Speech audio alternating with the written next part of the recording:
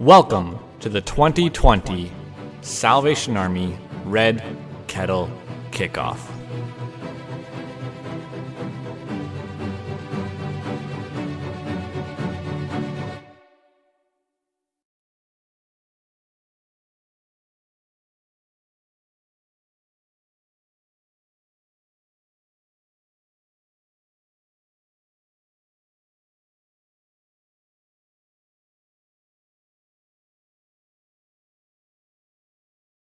Of the pandemic and things, a couple months back, the committee that helps us put this on and really takes care of everything decided that it would be best in everybody's best interest. Oh, we can't hear me because I think I fried my microphone.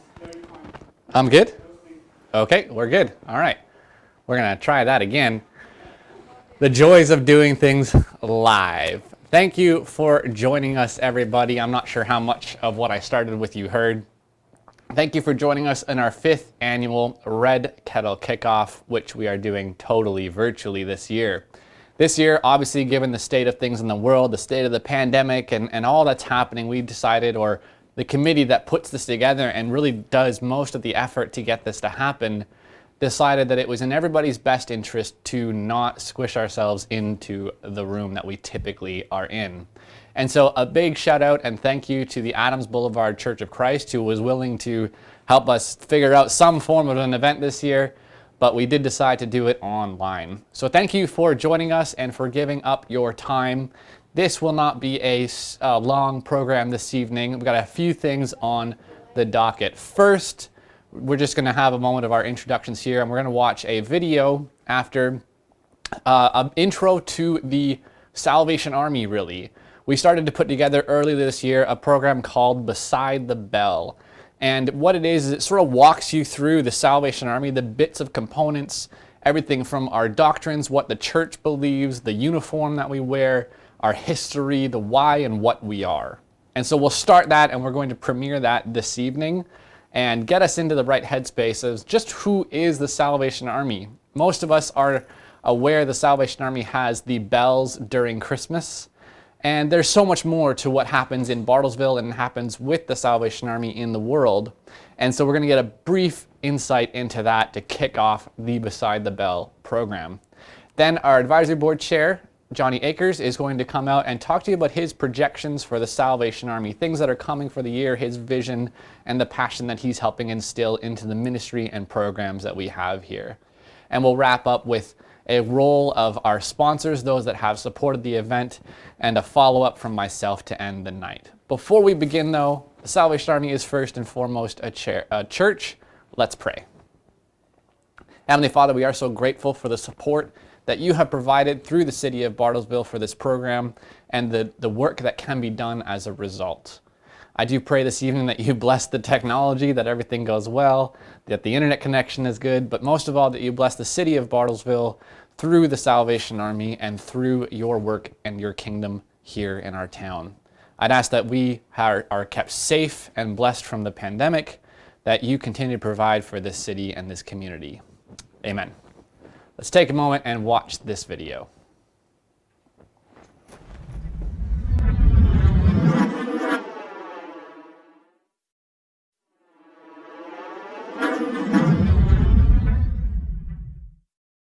The Salvation Army, an international movement, is an evangelical part of the Universal Christian Church. Its message is based on the Bible. Its ministry is motivated by the love of God. Its mission is to preach the gospel of Jesus Christ and to meet human needs in His name without discrimination.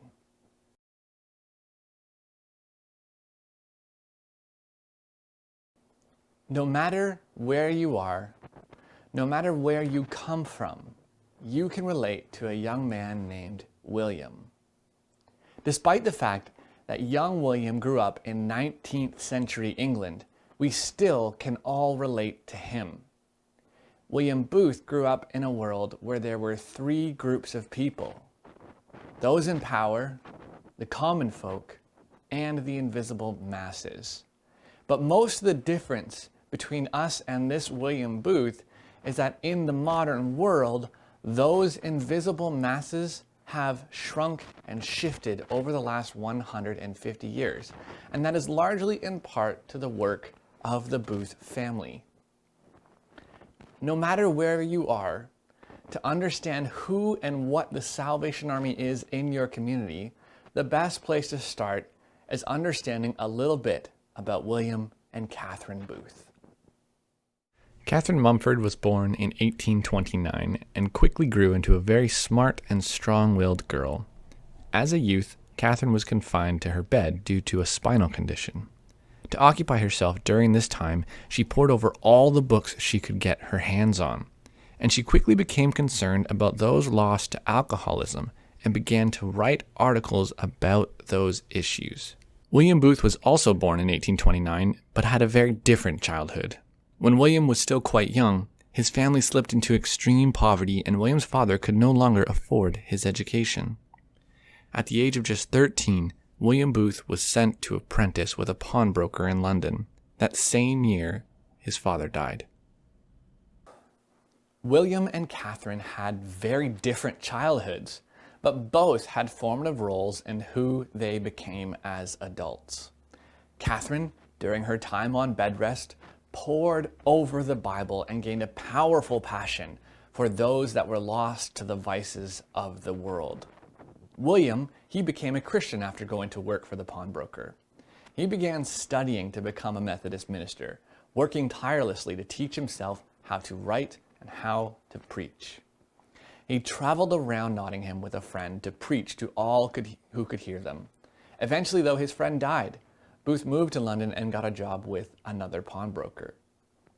There he watched families sell their most prized possessions as their loved ones squandered all of their money on addictions and vices.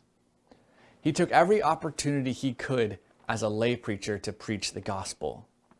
However, those opportunities proved too sparse for William's passion, and he eventually took to the streets and began to preach in the open air for all to hear. Eventually, he joined the Methodist Reformers. Meanwhile, Catherine continued to pore over the Bible, studying and writing. She built up a small renown amongst the local Methodist church. When they asked her to formally renounce the Methodist Reformers, she refused, and she was swiftly cast out of the Methodist church. So Catherine took up teaching a Sunday school class for girls in the Methodist Reformed Church. This led to her and William crossing paths. William Booth became a full-time preacher for the Methodist Reformed Church, and 1 month later, he married Catherine Mumford, and they formed one of the most powerful couples to ever walk the earth.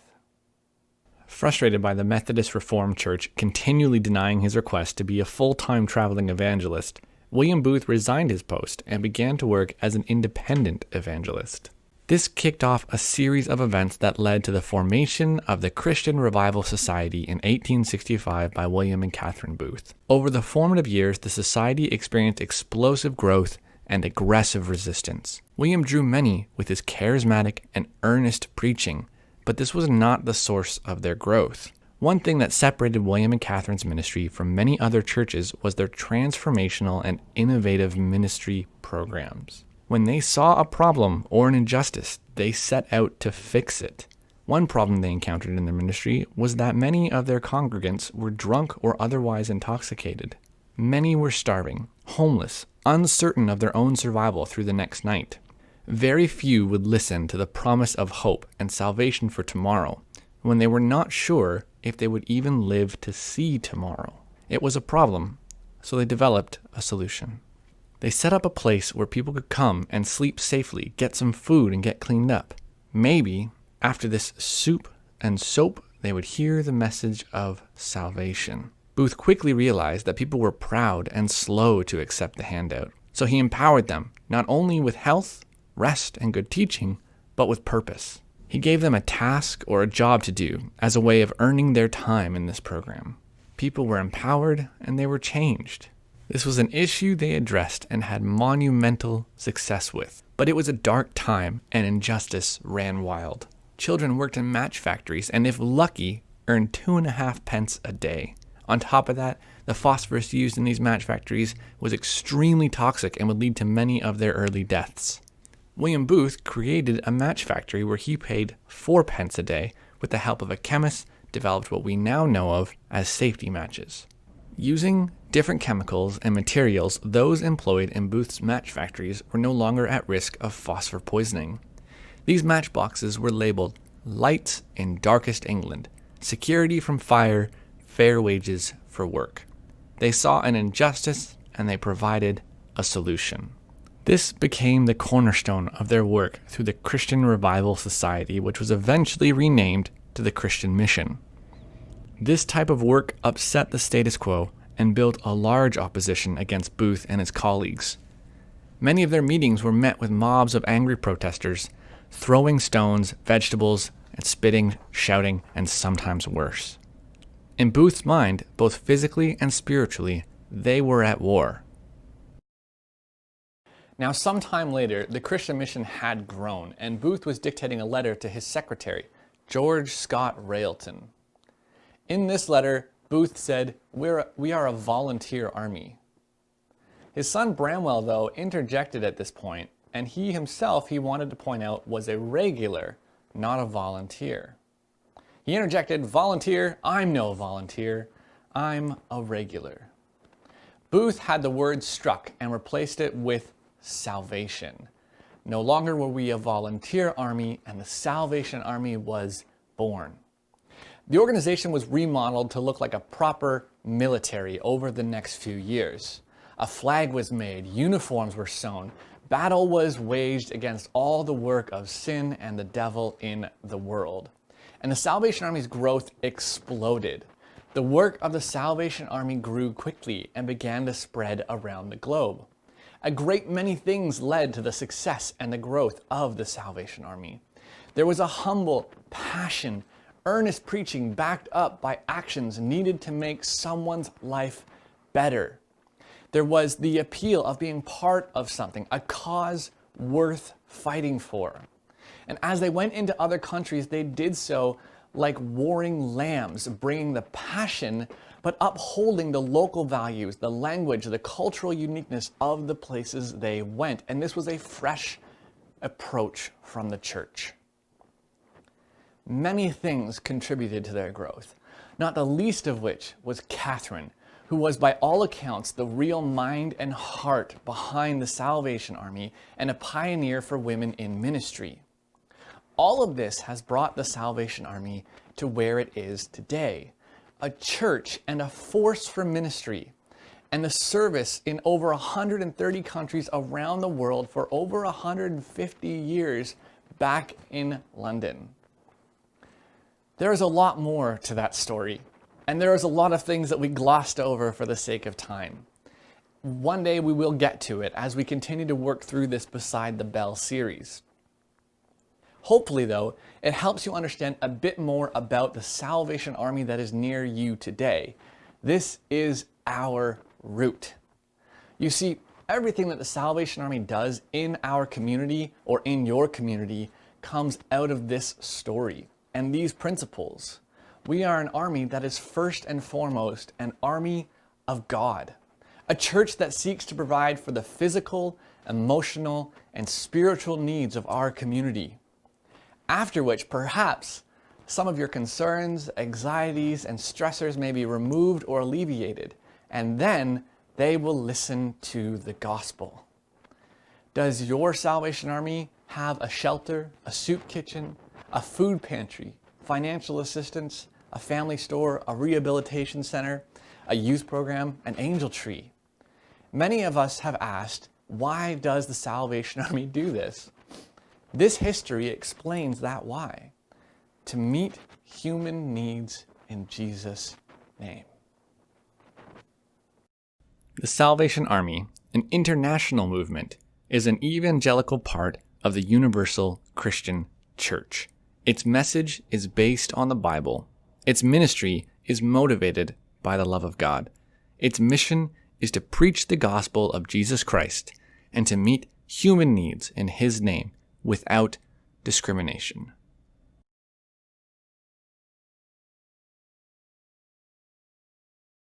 Good evening, and thank you for joining us on the 5th annual Red Kettle Kickoff for the Salvation Army. My name is Johnny Akers, and I am the chairman of the board of the advisory board. And for me, the Salvation Army is an opportunity to support people with Christian love in their physical, mental, and spiritual needs. I was asked to speak at this to state what the projections were, or what way are we headed. And it's an unusual year for the Salvation Army. So I want to start by telling you why I support the Salvation Army. I support the Salvation Army for one very important reason to me, and that is to be able to share Christian love in each and everything that it does. It starts by the Salvation Army is one organization that is allowed into most of all society and is supported by most all society because of the work that they do. So it gives us an opportunity to blend our Christian love with the needs, both any type of needs for the people. And so we look to the future, and we have a unique opportunity. I know the COVID pandemic has presented major obstacles to each of the organizations and able to get aid or support to where it really needs to be. We are seeking tonight to kick off what's called the Red Kettle Kickoff. And this kickoff is, you will see in various places around town, kind of the post-COVID kettles that will be out. We will be doing it in different forms and fashions, and we'll be seeking support to continue on the services that we provide. We provide those services all year round. And those services are, we don't look at any aspect other than mankind. They are to serve mankind. We are helping them, and if they have any type of physical need, we get a chance to show them that it is unconditional love that we are giving to them. We don't expect anything back other than just making taking away a crisis or comforting during a crisis situation. Now, I would like to tonight, first of all, thank everybody for the financial support that they give to the Salvation Army. It's without that, we can't do the angel trees, or we can't do the other aspects of after school care, or helping the people with the pantries of providing food, helping in time if a tornado goes through or some other type of disaster. You'll see the Salvation Army there. And we, in doing this, we don't just need the money, but tonight I'd like to start with a plea so that I can get to progressing or making it a more easier transition as a post-COVID pandemic. Now, the plea that I make is everybody can support the Salvation Army. That support can be obviously the financials aspect of it. You can pay at the kettle. You can, even if it's not the kettle, we take donations all year round. And the sponsors, from the corporate sponsors to the individual sponsors, everybody, we want to thank them, because without them, we would not have the core necessary. The more that we get in the financial support, we also have additional needs. And if you want an opportunity to participate in the Army, we have that opportunity available. We can do it. We ask for your prayers. We ask for your time, and time is probably the most beneficial aspect that we have to offer to anybody. There's a lot of times it's not what we say, it is the fact that we are just there silently listening and showing somebody that they actually do matter or they care. And I think that's the epitome of Christian love, is what that is. So we ask for your support financially tonight. We ask for your support when you go out of the various places that the kettle may be, that if you can throw your change in it, you throw your change in there. But at the same time, we ask that you pray that the work that we're doing is best serving to the Lord in this community. And we ask that if you have it, or if you need to feel the rewards that you get from giving, we ask that you also consider giving your time, being a volunteer to either help with the kettles or teach with a class or show somebody how to do something that is unique. So that brings me to what I want to say are what is projection for the Bartlesville Salvation Army. And that projection is that we need to change, because of the pandemic, how we reach out to the people. And they can say whatever they want, but it is still the presence of people that make the difference. So if you can come and volunteer or call the Salvation Army, there are so many aspects of volunteering that you can do. And if you can't do that, if you just pray, if you can take prayer requests, we will be happy to share that with you. The Salvation Army is probably the biggest leader of Christian love throughout the world that we can be a part of. And being a part of such a wonderful organization that seems to be able to cross over political grounds, cross over state grounds, cross over every type of ground, to be allowed to go into these communities and to do the things that need to be done, that just help people that are going through pain or suffering in whatever way that they see fit. So the projections are to see what is needed, if it's in the schools, to help in regard to the schools, how we can help the children that may not be as fortunate as other children. It is if we can educate people, if we can show people how to be disciplined, if we can show all of the things that make our community better and give us a sense of unity, then that's the progression that we need to head for. We have some ideas, and we will truly appreciate the fact that if you will notify us, we will see where we can put you in assistance in helping us throughout kicking off with a pandemic and having to restructure all of the activities that we have for people, to help people and to guide and direct people. I thank you, and again, I appreciate the fact that I get to serve in the Salvation Army, and I know you will too.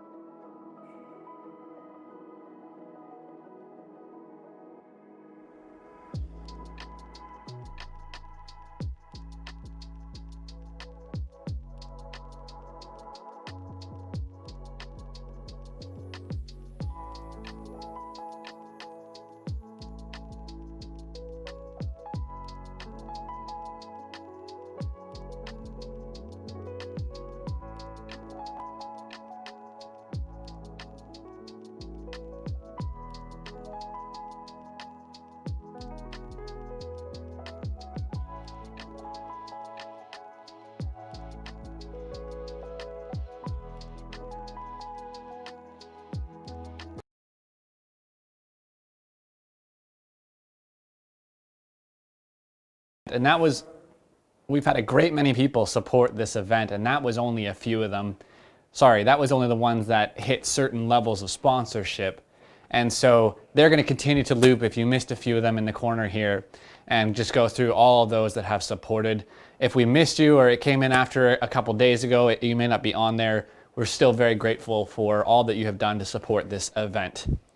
This is the 5th year in a row the Salvation Army has hosted a Red Kettle Kickoff here in Bartlesville of this capacity, and the first virtual year. And so the way that we titled it was the 5th annual first virtual. I know is a mouthful.